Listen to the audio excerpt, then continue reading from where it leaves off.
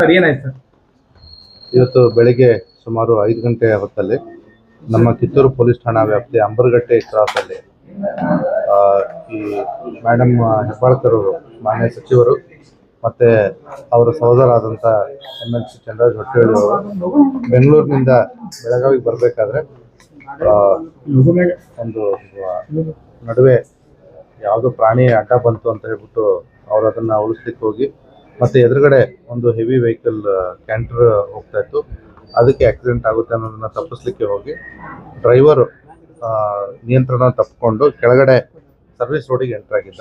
ಆ ಸಂದರ್ಭದಲ್ಲಿ ಅಲ್ಲಿರ್ತಕ್ಕಂಥ ಒಂದು ಮರಕ್ಕೆ ಡಿಕ್ಕಿ ಹೊಡೆದು ಇದೊಂದು ಅಪಘಾತ ದುರದೃಷ್ಟಕರ ಘಟನೆ ಸಂಭವಿಸಿದೆ.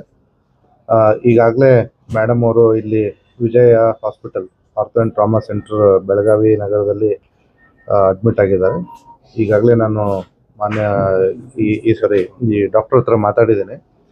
ಅವರಿಗೆ ಮೈನರ್ ಇಂಜುರೀಸ್ ಇದೆ, L1 L4 ಏರ್ಲೈನ್ ಫ್ರ್ಯಾಕ್ಚರ್ಸು ಮತ್ತು C1 ಆ್ಯಂಡ್ C4 ಕತ್ತಲ್ಲಿ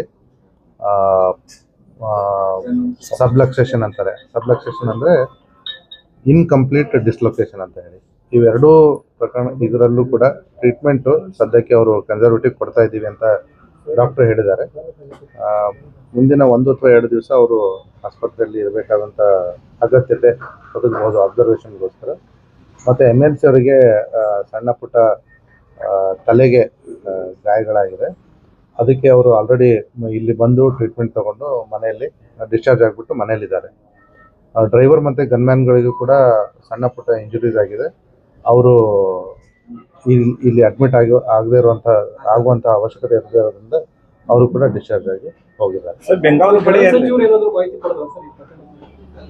ಎಲ್ಲರೂ ನಮ್ಮ ಹಿರಿಯ ಮೇಲಧಿಕಾರಿಗಳು ಮತ್ತು ಸರ್ಕಾರದಿಂದ ಏನು ಕೇಳಿದ್ರು ಎಲ್ಲ ಮಾಹಿತಿಯನ್ನು ಕೊಟ್ಟಿದ್ರು. ಸರ್ ಬೆಂಗಾಲ್ ಪಡೆ ಇರಲಿಲ್ಲ ಇತ್ತು, ಬಟ್ ಅವರು ಸ್ವಲ್ಪ ಮುಂದೆ ಇದ್ದರು, ಹಾಗಾಗಿ ಇವರು ಹಿಂದೆ.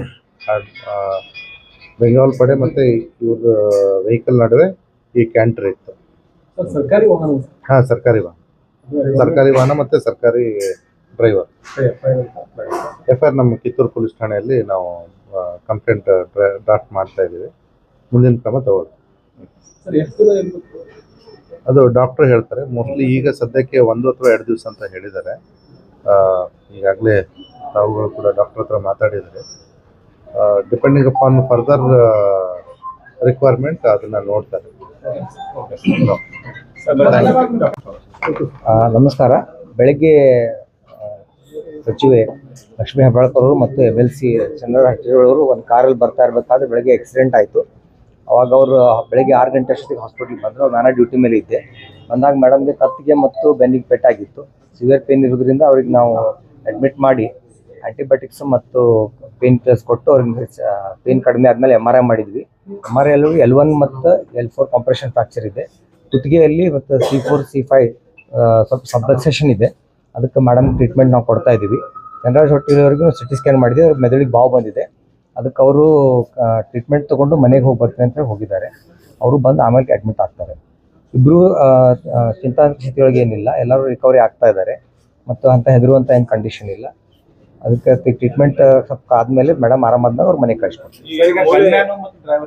ಗನ್ಮ್ಯಾನ್ ಮತ್ತು ಡ್ರೈವರ್ ಬೆಳಗ್ಗೆ ಬಂದಿದ್ರು. ನಾವು ಟ್ರೀಟ್ಮೆಂಟ್ ಮಾಡುವವರೆಗೂ ಅವ್ರು ಪೊಲೀಸ್ ಕಂಪ್ಲೇಂಟ್ ಕೊಟ್ಟು ಬರ್ತೀವಿ ಅಂತ ಹೋಗಿದ್ದಾರೆ.